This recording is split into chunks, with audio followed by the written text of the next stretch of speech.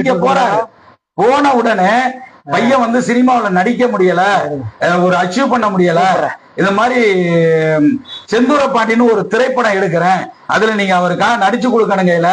சம்பளம் வாங்காம அன்றைய காலகட்டத்துல சம்பளம் பெறாமல் இலவசமாக எத்தனை நாள் கால் ஷீட் வேணும்னு சொல்லி நடித்து கொடுத்த கேப்டன் அவர்கள் விஜயை வளர்த்து விட்டாருன்னு சொன்னாக்க, இன்னைக்கு வந்து அவர் மேடையில கேப்டன் தம்பிங்கிறாரு. ஆனா அந்த அருகதையே அவருக்கு கிடையாது.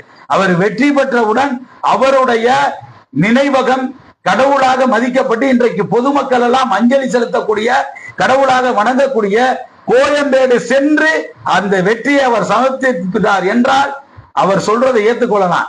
இது வந்து திட்டமிட்டு கேப்டனுடைய தேமுதிகவின் தொண்டர்களை குழப்பும் வேலையை அவர் ஆரம்பித்திருக்கிறார்.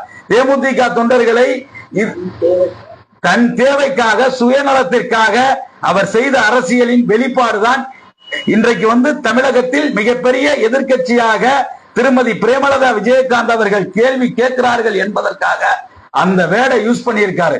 அவ்வளவுதானே ஒளிஞ்சு இவர் வந்து சினிமா வசனம் பேசுறது, கிளைமேக்ஸ்ல பேசுறது, திருச்சி வந்தது முழுவதுமே சம்பிரதாயம் தான்.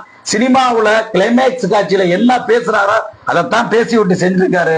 இதனால மக்களுக்கு ஒரு பிரயோஜனமும் இல்லை. வேண்டும் என்று திட்டமிட்டு இவர் விஜய் வந்து பத்திரிகையாளரை சந்தித்து இவருடைய ஊடக செய்திகளை எப்படி பரப்புறார் என்பதில்தான் இவருடைய அதிகாரங்கள் இருக்கு என்பதை தெரிவித்துக் கொள்கிறேன்.